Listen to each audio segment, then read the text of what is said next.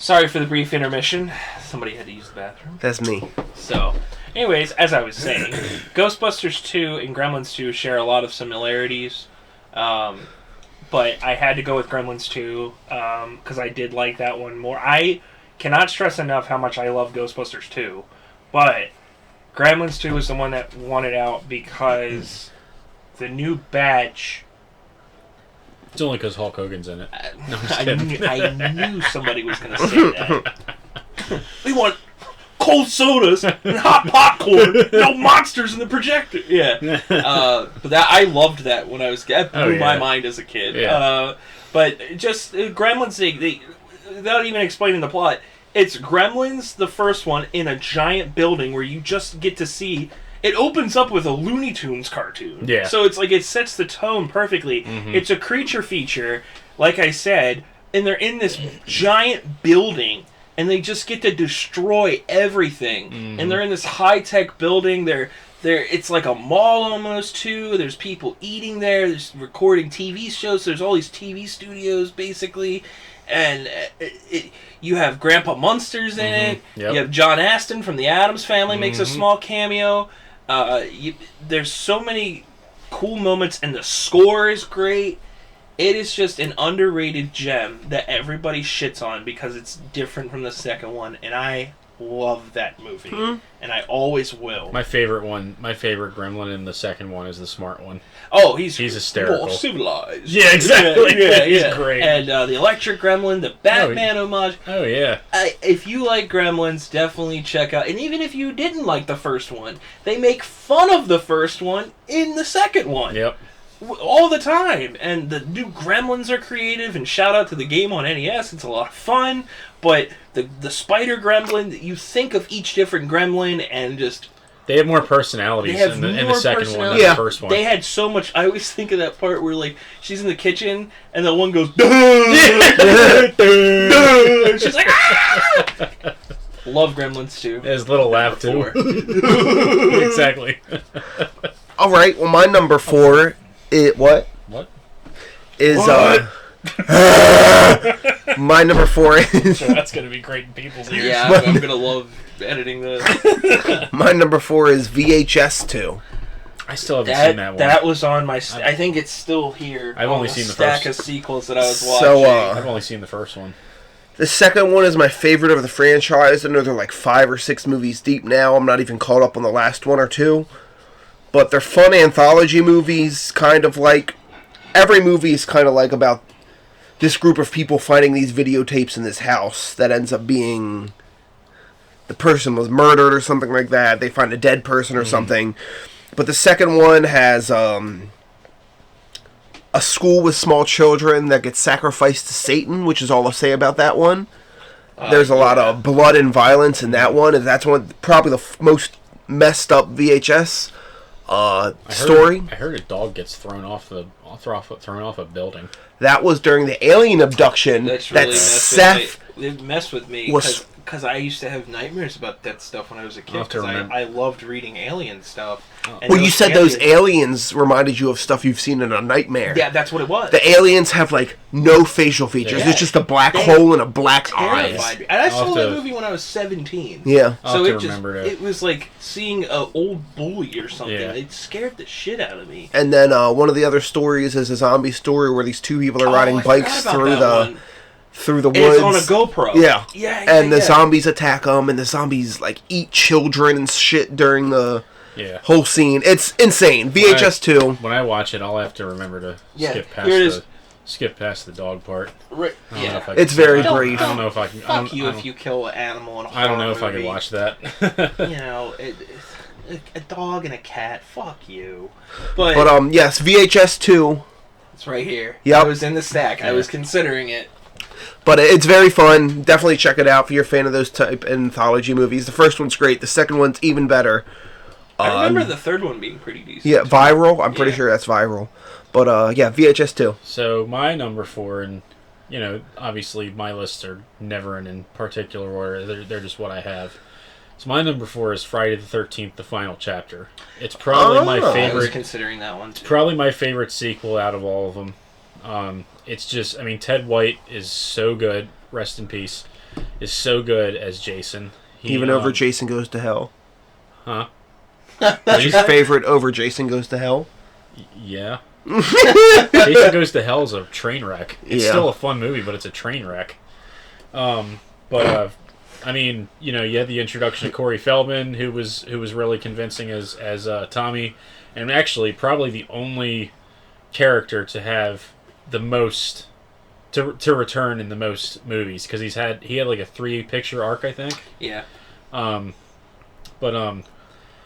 Yeah, I mean, the kills in it are awesome. The way Jason's mask looks was actually that image of the poster of his mask going through with the knife going through his eye. Yep. That's iconic. My one of my oldest friends, her dad had the movies on VHS, and I never watched them, but I just remember seeing like that VHS tape in her house was that image. So yeah, it's a great sequel. A lot of good kills, like I said. And one of the best scenes is when Jason breaks through the window and starts grabbing Tommy Jarvis. Mm-hmm. And Ted White actually said in an interview that like Corey Feldman was kind of like a little shithead on set, like he was being really like obnoxious. So he didn't tell Corey he was going to do that. So, like, when you watch that scene, the fear in Corey's face is, like, legit. Right. Like, he was actually legit scared. Yeah, it's like I said, it's probably the best. It's probably one of the sequels that I remember the most. I have the whole thing almost memorized. I mean, you got Ted, the character of Ted. You got Crispin Glover, who has, like, the best dance scene in that movie. I did an edit of that, but I had to take it down because of copyright claim. Yeah, that, and one of the best lines, one of the best kills is when he's like, "Hey, Ted, where the hell is the corkscrew?" And then Jason just comes through and then it just smashes his hand down with the corkscrew. That's my favorite Friday the 13th. Yeah, and I mean, the way Corey took out Jason was really cool. He played a psychological game on him. And, honestly, the best one where Jason gets taken out.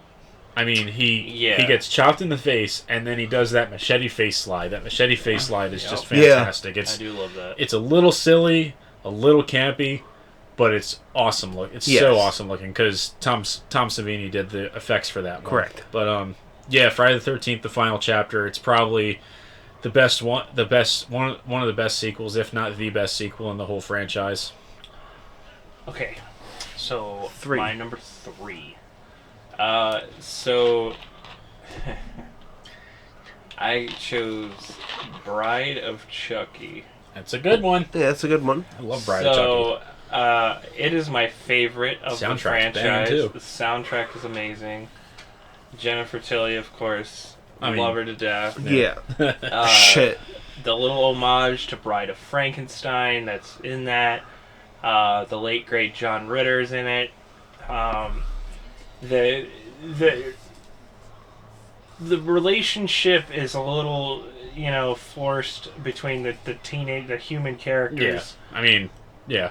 The humor in it is great because I really think that was the point that they were starting to say, this is campy. Yeah, let's have fun with it. Right. Obviously, yeah, with Chucky and stuff, he's a doll. Like, right. They should have fun with the series, and Bride is definitely where they started to. This is where the chopped up Chucky began. Integrate that. Yes. Yeah. That famous image of Chucky.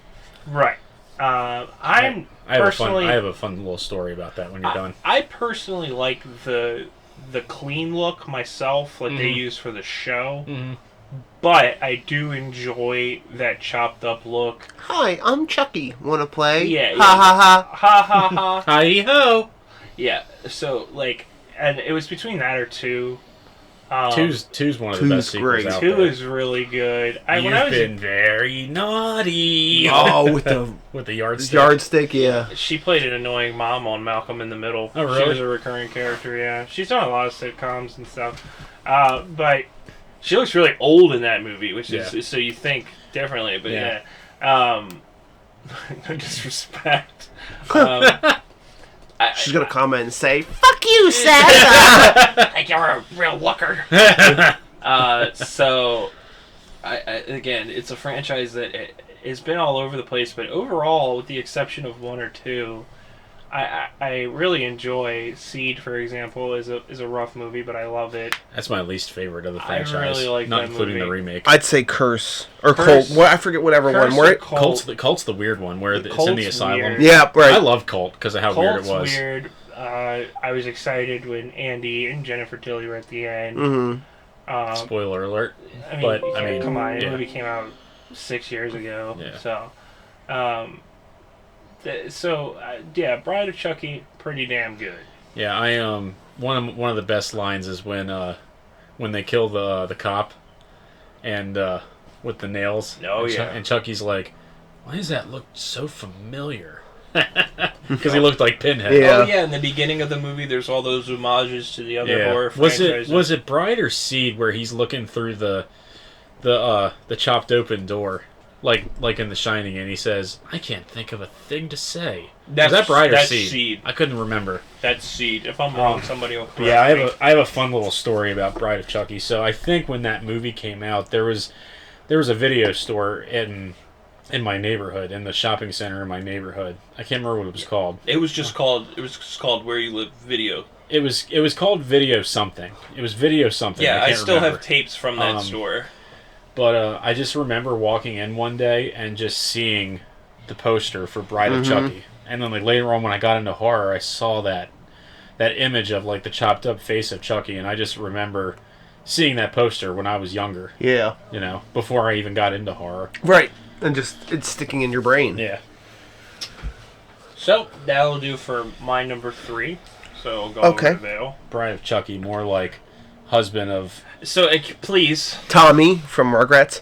My number 3 is Texas Chainsaw Massacre 2. That's a great I sequel. do like that movie. That kind of hurt me to not have it on my list. Yeah, Yes. I do like that one. It is goofy, it's over the top, but at the same time, it's like Dog will hunt! horrifying. Oh, yeah. I mean, one of the images that stick out, or sequences that stick out on my brain of the whole Texas Chainsaw Massacre series, is in number 2 when that girl is locked down there underground and Leatherface is wearing her boyfriend's face and then forces her to dance with him. Dancing. Yep. In my brain when I was younger, I was like, oh my god, that is so messed up to think about. Yep. Like, this person she was in love with, now he's wearing his face Yeah. and forcing her to dance. It was over the top, it's goofy, it's fun, it's one of the greatest. And, I mean, Bill Moseley he's arguably the best character in the Yes. whole movie. Yeah. Bill Moseley kills it. Dog will hunt! Dog will hunt! It's fun to just see stupid grandpa doing the stupid shit with the fucking hammer where he's trying to swing it. Yep. Yeah. It's a fun movie. It's definitely worth a check out. There's a Bill Moseley has a cool story from making that movie. He mentioned it in the Search of Darkness documentary. Shows you how many times I've seen that documentary, but it's great. When he was doing the scene with the character LG, where he was just hammering on his head, and he kept coming up with all those lines, you know, like "time for incoming mail," you know, "if I had a hammer." Well, he said they had done about 12 takes of that scene, and after that, Tobe Hooper's like, "Yeah, let's just do one more." And Bill Moseley's like, "Tobe, am I doing something wrong?" And Tobe just goes, "Oh hell no, Bill! I'm just having fun watching you." Yeah. It's just a great story. Yeah, that's I think. awesome. But yeah, I mean, Texas Chainsaw 2 is it's amazing. Yep, that's my number 3, and I got to rewatch it this week, and It's obviously, a lot of fun. as you guys know, it's my favorite franchise. There was a vendor actually at Monster Mania that had that on 4K. Oh. Wow. He wanted $40 for it. Yeah. Oh yeah, If it was like $5 cheaper, maybe. I bet that looks beautiful though. I But yeah, bet. Texas Chainsaw 2, my number 3. So my number 3 was actually one of Seth's. It was Halloween 3: Season of the Witch. It's Did you do that intentionally? no, Having it at number 3. no. Okay. I You just know, thought, you know me. I know. I just know. noticed that too. I thought that was funny. But yeah, I mean, basically what Seth said. I mean, it's such a messed up concept for a horror film. Yeah, they kill kids, man. Yeah. It's literally what I mean. I probably shouldn't tell you what happens because spoilers. But I mean, Tom Atkins I mean, he's one of the great. Kills it. He's one of the greats as far as like horror actors go. Absolutely. He's so good. He's like a cross between like an '80s action hero, or like an '80s action hero. Like it's almost like Dirty Harry meets like Magnum PI, Right. Kind of. He does have a very Magnum PI, which again, it was probably of the times. Yeah, too. Definitely. Because that came out in what, 83? It was either 82 or 83. I think it was 83. Okay. Because Halloween 2 was 81. I know that. Yeah. But yeah, I mean, it's a great. Like there's a lot of people that don't like it, but just watch it and think of it as its own movie. Like, don't think of it as a Halloween movie. Like, honestly, if they would have just called it Season of the Witch or Halloween Season of the Witch, not put 3 in it, the movie probably would have done better. I agree. But it's so criminally underrated. I mean, I know it's gotten more love over the years, but I still think it's one of my favorite sequels of all time, like period, like in any genre. Wow. It's just a good time with it. It's like Trick or Treat. It's a Halloween movie that puts you in the mood of the season because you got the Halloween masks, you got Conal Cochran, who's one of the greatest horror movie villains of all time. It's just a great sequel as far as horror movies go. Okay. So and we are going to show Brandon the movie because I guess we'll because revisit. he watched it 17 years ago and he didn't like it because Michael Myers wasn't in it. Correct. But before the end of the month, we're going to have him sit down and watch it because it's so underrated. Yep, I'm for it. So initially, this was an honorable mention for me, but my number 2 pick is Bride of Frankenstein. Okay. Oh, yeah, definitely. That's a classic. I, of course, love the Universal monster movies. I don't really care for much of the sequels to almost any of them. Right. Not big on Revenge of the Creature. I think it's okay. But when it comes to sequels, Bride of Frankenstein just does everything the first movie does. It's like Bride is like, it's one of those sequels where it's almost slightly better than the first one. Right. You know? So this spot was weird because I was going to do Dawn of the Dead and I didn't know if it would count. And then I was thinking about Aliens to see if that would count, but though the first one's very horror adjacent, Aliens is more of an action movie than it is anything else. Yeah, it's a hybrid. Yeah. So I had to go with Bride of Frankenstein. It's self-explanatory what the plot is. It was revolutionary for the time. It's like I said, it does everything the first movie does, but it amplifies it by 10. Yeah. If you like the first one, I would hope that people have seen it by now. I mean, most horror lists I've seen, Bride of Frankenstein is on there. Yeah. It was the first one I remember watching. Yeah. Before even the original. And I don't mind, like, the Draculas, like, they're all good, but Bride of Frankenstein just ups the ante so well. I would think it is... Without it, you wouldn't have any horror sequel. No. Definitely not. It was one of the very early horror sequels, like anything. You know? What was it? 1935. 35. Yeah. So, because the regular one was 31. Yep. So, yeah, Bride of Frankenstein, surprising nobody. All right. Well, my number 2 is going to be Pearl. I thought about putting that on. So, yeah. I think X is actually the better movie. I agree. Overall. Yeah. But Pearl as a character, Mia Goth, good lord, absolutely kills it in that movie. She is good. One of the best acting performances. That monologue she has at the end nonstop for like 3 minutes of her just talking about how she feels and stuff, minus the fact the Texas Chainsaw homages, the sitting there with the dead people at the dinner table. X is more of a Texas Chainsaw-esque movie.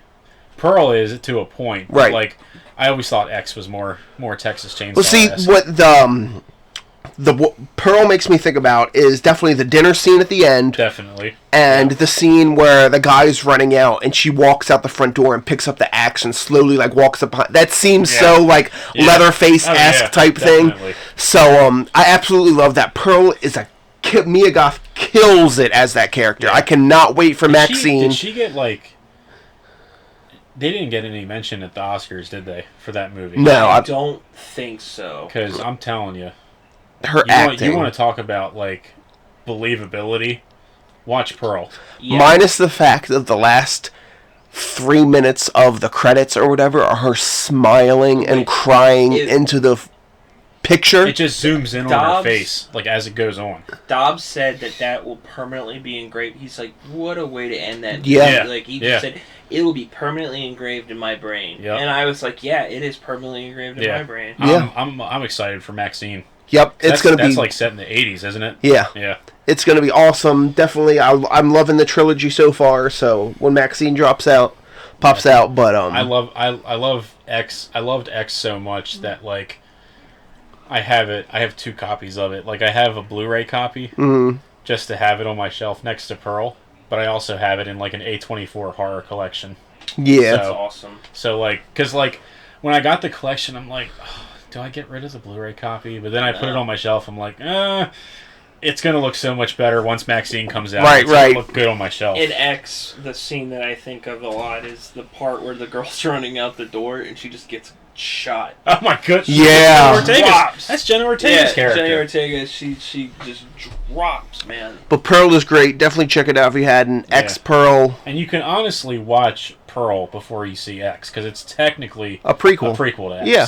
Because X is like set in the 70s, and I think Pearl's set in, what, the 40s? 40s or something like that, yeah. It's like a Judy Garland musical tribute type deal. Yeah, definitely. Yeah. But great movie, check it out. That's my number 2. So my number 2 is Halloween 2018. Huh. So I did love that movie. Yeah. So, like, it's technically a sequel because to the first one. Yes. It takes place 40 years after the events of the original. You know, I didn't think about that one. Okay. It's honestly... It's not a remake. So. Honestly, if they would have just done that one and then 2018, like the original and then 2018, no other sequels, that would have been fine. I would have been fine with that. Yeah. As much as I love the sequels, it's a perfect sequel to the original. The opening credits are amazing. Yes. I mean, it opens up pretty much like the original Halloween, except it's got the pumpkin from the first one all rotted, and then as the credits go on, it just comes back to life. Right.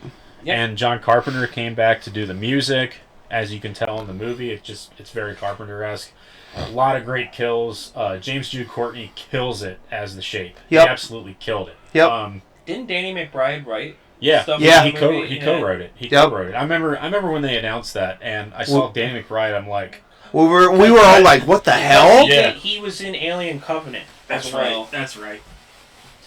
But yeah, I mean, there's great characters in it. Jamie Lee Curtis. I mean, she's the she's the ultimate screen queen. She's my favorite final girl. She always will be. She absolutely killed it in the 2018 movie. So the other characters are great. And the one shot that always sticks with me is that one long take. Yep, me too. I will go back and watch that. From when Michael walks out from the yard, goes through the neighborhood, goes through someone's backyard and into the house. Yeah. And it's such a cool shot. Yeah. And honestly, they didn't really need to make any sequels to this one. I agree. I'm not going to get into that because we can talk about the sequels for hours. But if they would have just ended there, I would have been happy.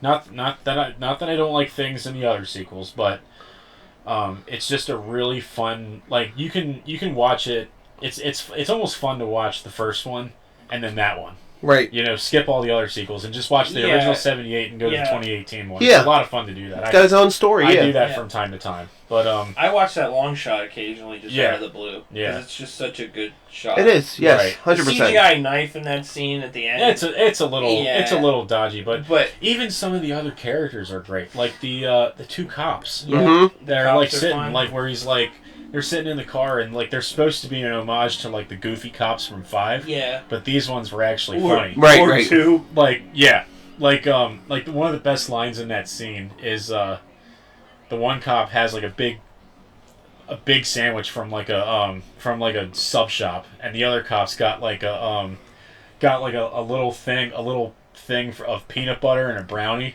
and the other cop says to him, he's like, "That's like what a 5-year-old would pack for his lunch." Yeah. The humor in that little kid.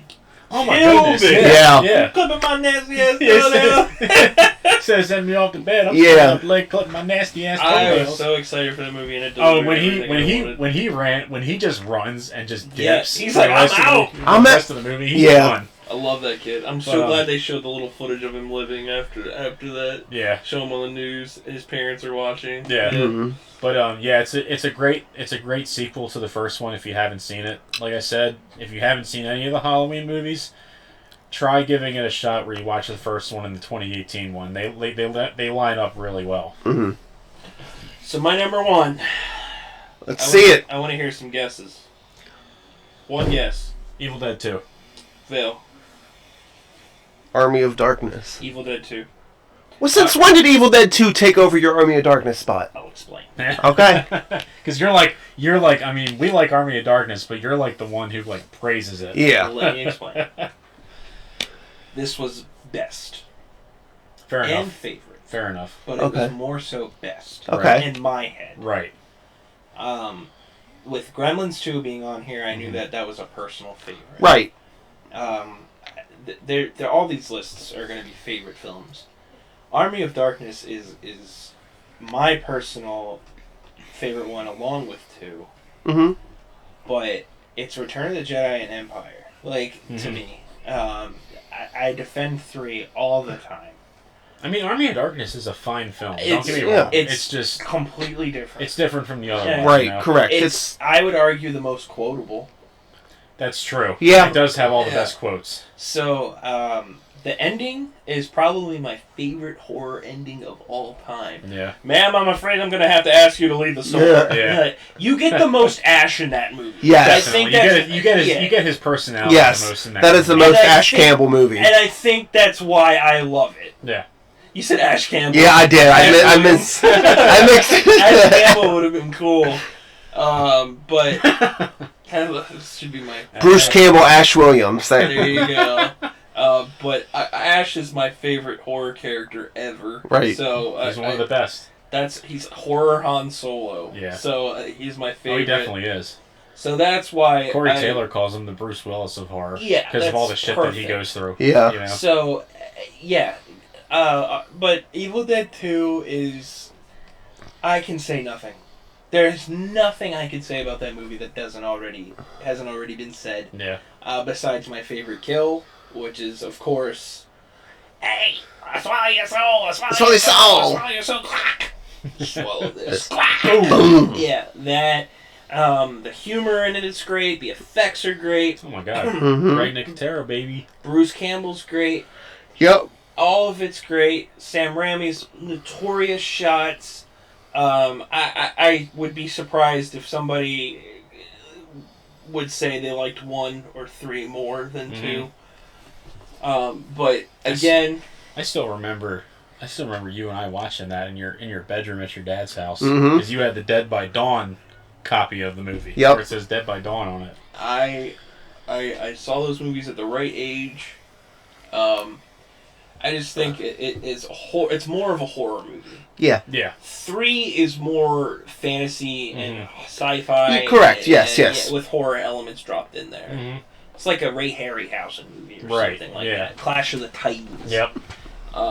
But yeah, Evil Dead 2. I mean, surprising nobody. But again, if you want to say Army of Darkness, say Army of Darkness. Either way, Evil Dead sequels. Another franchise that did not ever have a super, super low point. No, right, not at all. Even the new ones. The new ones are subjective. Like, Yeah. you know, everybody I've heard mixed opinions on, but I don't think anybody hates the 2013 and Rise are killer. So yeah, I I like those movies. I don't care what anybody says. But yeah, Evil Dead 2, baby. All right. Well, my number 1, which shouldn't be a surprise, is The Devil's Rejects. That's why it wasn't on mine. So big surprise. I was thinking about putting that on my list. Me too, but I knew it was going to be on his. I even said that to Trey. House of a Thousand and 3 from Hell are both fantastic movies for me. I still like the first one more. I love it. but Devil's Rejects is the best put together movie of all three. Definitely. It's the most well-made one. Yes, between the storyline, the quotable lines, I am the devil, and I'm here to do the devil's work. Or, Tutti Frutti. Yeah. Tutti Frutti. You better have some, Mark Twain shit written on that tombstone. Alright, you better, the next words out of your mouth better be some Mark Twain shit, because it's definitely getting chiseled on your tombstone. Like, Otis, Bill Moseley in that movie. He's got the best lines in the second one compared to the first one. Oh my god, it's your ass. It's perfection, at least in a horror sequel to me. Yep. What's the matter, kid? You don't like clowns? Don't we make you laugh? Aren't we fucking funny? Yes. Oh my... R.I.P. to Sid Haig, one of the greatest horror actors. Absolutely. Captain Spaulding, Otis, Baby. I'm gonna be needing to take your car today. I got some secret clown business. You think we're going to cut the head off these chickens, stick our dick in it, and say, "Ah!" I love that movie. Quotable movie, Definitely, fantastic kills. It sticks out to the brain. The final scene with Freebird. Yeah, it's incredible. Yes. Fun fact for you. That movie was actually praised by Roger Ebert. Really? He loved that movie, which is insane to think. Oh, yeah, it's the best made of the three. It is the best made of the three, 100%. Yeah. But Devil's Rejects. It's definitely the best well-made, but I don't know why. There's something about the first one I like more. It's old and campy. Yeah. The Captain Spaulding opening... It almost feels like I think that's what sells it for me is Captain Spaulding in the beginning. Yeah, there's more Captain Spaulding in that one than Devil's Rejects. But have fun editing that. Yeah. But all the characters in that movie are great. I love the soundtrack. I love the story. Absolutely killer. Yeah, that's my number one. I always think of Devil's Rejects when I hear Midnight Rider by the Allman Brothers Band. Because that's where I first heard it. But yeah, my number one is actually Seth's number one is Evil Dead 2. I mean, really? Yeah, so I should have chose Army of Darkness just to mix it up. You could have, but I think Evil Dead 2 was going to be on our on both of our lists between the three. Yeah. But yeah, I mean, Jesus Christ. But everything that Seth said, I mean, it's an amazing sequel. The humor in it is incredible. The character arc of Ash from the first one to this one is amazing. One of the best scenes is when his severed hand gets caught in a mousetrap, and Ash, out of everything he's been through, just takes a moment and goes, "Ha!" You know, laughs, just takes a moment to chuckle. I mean, the effects are done by Greg Nicotero. I mean, it's absolutely incredible. And Greg Nicotero actually said that Evil Dead 2 was a blast from the minute they landed in California to the minute they left. He said it was such a fun movie to make. Sam Raimi, I mean, I read on Reddit one time that it was in high school they were notorious, Sam Raimi and Bruce Campbell, for making movies together. Yeah. And they would just go out in the woods and stuff like that. So which there's a little short film called Within the Woods, which is like a precursor to the first Evil Dead. Yeah. But yeah, it's just a great horror sequel. There's so many good lines in it. You know, swallow this, groovy, all that good stuff. Yeah. And then of course one of my other favorite lines is, "Someone's in my fruit cellar. Someone with a fresh soul." That's one of the best lines. You also get Chainsaw, really the first big Chainsaw stuff. Oh yeah. So. Who's laughing now? Ah! But yeah, that's my number one, Evil Dead 2. Okay, so that'll sum it up, and I have three ideas that I want to run by and see for the ideas for the next one. Okay. Top 5 creature features. Okay. Top 5 zombie movies. Top 5 Stephen King. I was also going to throw out there worst sequels. I was thinking that. Since so we did, we can do that one instead of Stephen King, because I don't know as much Stephen King. But yeah, I wanted to do it. I wanted to expose. I can pick 5 for Stephen King, but it would just be us talking about The Shining.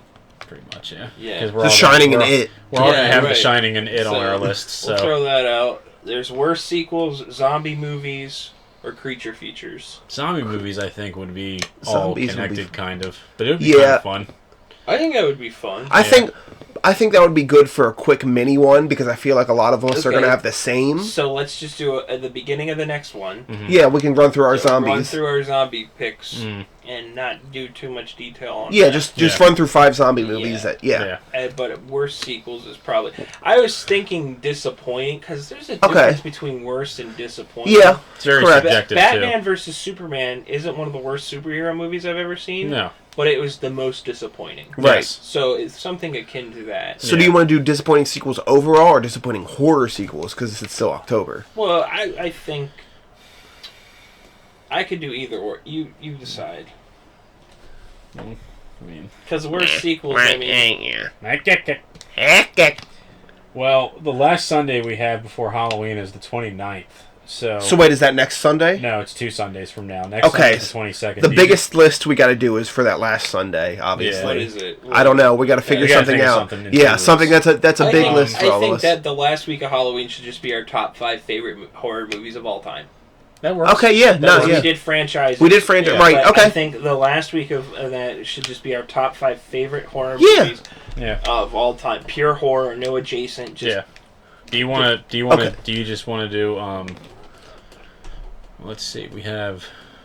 So we're definitely doing the zombie thing. We'll start that. Next time. Yeah. And the next time we'll just do disappointing horror sequels. Yeah, disappointing horror sequels. Not that we hate them. We were just kind of let down. Right. Correct. Yeah, because I mean, with horror, there's so many bad movies out there that.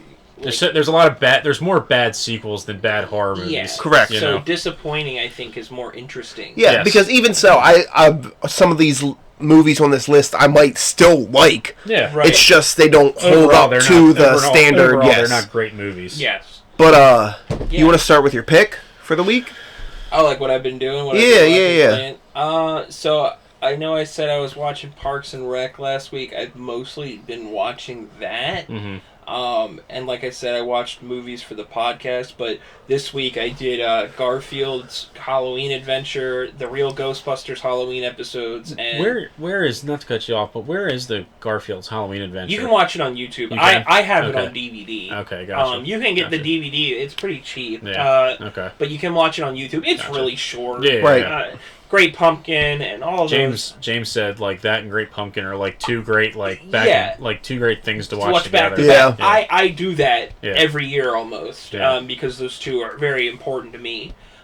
So I did and then I always watch the Real Ghostbusters Halloween specials after that because that's how I would watch them as a kid. Right. But yeah, those probably that's the best thing to sum it up. Okay. So my two real quick. One is Meet and Greet, Ice Nine Kills. It's a great song. We listened to that this morning. The song from Silence of the Lambs. Obviously, I love the breakdown. That Spencer does in this song. And then, of course, I'd fuck me. Yo, into the breakdown. Yeah, it's great. Absolutely killer. They've been killing it. Video's great. We're seeing them next month. Yep. I can't wait to see that song performed live. Yeah. And then my other one real quick is the EP Attitude Era by Scumfuck. It is Attitude Era? Yes. That's fucking dope. It's Dickie Allen's band. That's not Infant Annihilator. I didn't know that was Dickie And the Allen. songs on it is Attitude Era, Degeneration, Tombstone, Yo. Steel Cage, and Brimstone. Are you serious? Yeah. Oh my goodness. It came out in early May, and I really didn't discover it until I went back. I was Dude, like, look at the album cover. yeah. Oh, dude. I went back and I was like, oh, really? He released something else. I love Dickie Allen. He's an insane death metal, deathcore vocalist. Imagine if they became like the Ice Nine of wrestling. Yeah, For metal. I know he's a wrestling fan, so he's dropping that album, and it was just so cool. I went and I seen a couple weeks ago that it was there, and I was like, oh wow, an Attitude Era I was like, added it to my playlist. That's pretty awesome. So, I'm gonna do that too. So I downloaded that. Definitely heavy, definitely deathcore, Dickie Allen, Infant Annihilator type shit, but look for breakdowns and heaviness. Quick thing before you do that. The Chats is an Australian punk band that's coming to the States. Yeah. And The Chats? The Chats. They're fun. Yeah. Okay. They're like a hardcore punk band. Yeah, and so they're coming to the States for the first time, and their poster it looks like I shared it, and my friend thought it was an MCW. Oh, that's cool. Yeah, That's so cool. it's really cool. Yeah, my picks, I've mainly just been listening to the 2 Silver Scream albums. That's like my whole month in October is listening to those back to back. But yeah, I listened to Meet and Greet by Einstein Kills, the one that's based off of Silence of the Lambs. Great song, fantastic video. Yes. And it was really cool too, because Friday, I believe it was Friday, it was around like 10:30, 11 o'clock. They did a Meet and Greet premiere where they basically they did they had an intro where they had the voice, and I didn't tell you this. The guy who voiced the Creeper from Tales of the Crypt, Tales from the Crypt. They had Charlie Adler. They had him come out and introduce the video in the Creeper voice. You got to watch it. I will. Did you know that he was also the voice of Buster Bunny on Tiny Toons? You told me that. I remember that. And then they showed all the videos leading up to it, and it's cool too, because when the Silver Scream came out, the 5 videos they released for that connected really well. Yeah. Right. But this one, I mean, this one not only has more of a story to it, but so many horror icons appear in these videos. It's almost a whole movie. There's a reason they did a kill count on it. I mean, Bill Moseley, Scout Taylor Compton, Joe Bob Briggs is the freaking judge. Yeah, I was really happy about that. The guys from James and Chelsea from Dead Meat make an appearance. I thought I was Dead Meat. Yeah, dude, that was awesome. That's great. That's been great. What else have I been listening to? I just kind of been. I mean, whenever I don't know what to listen to, I just shuffle through all my songs. Another random thing about Charlie Adler, I could be wrong, but I'm pretty sure he was the voice of Rocco. I can see that. I can see that. I could be wrong about that. But Friday, I watched the original Friday the 13th, like I always do. I didn't get to do that. Yeah, I watched. I had to squeeze in a little bit of the original one. The tattoo shop was packed. Yeah. So I was there way longer than I expected to be. But yeah, I watched that. I've just been watching just random stuff. I'm going through YouTube. I picked up a bunch of movies this weekend from a bunch of vendors at Monster Mania, so I'm probably going to be checking those out at some point. Not really reading anything right now. Once I get my room cleaned, I'm going to get everything straight. I'm going to try to start that Silver Scream book, which is basically a true crime book, written for the album. It sounds really cool. I do also have to watch or read James Rolfe's book. That might be next on my list. That was fantastic. I am finishing up. I forgot about Kicking the Nuts by Steve-O. I'm finishing that up finally. Yeah, it's fun. I've been reading Headlocks and from high school to Headlocks, the 8-Bit Eric book that I've been plugging. Yeah, right. I've been reading that a lot more thoroughly, and it's just amazing. Speaking of reading, well, here we fucking go. Let's get to my favorite segment of the day. Or of the week, where I get to read spooky Halloween jokes. Daddy. I meant to say Brody and Daddy. I mean, I am the dad of the group, so... Yeah. Brody's really rad, bad dad jokes. See where we left off. I just wanted to say, I got on Instagram, the first thing I seen, you wake up as Taylor Swift, what's the first thing you're doing? The person said, sell myself 50 mil, then tweet racial slurs. Oh my god! Yo, what? Jesus Christ. Alright, let's see. I'm just going to, instead of reading from where I left off, I'm just going to go to a random page. It's more fun that way.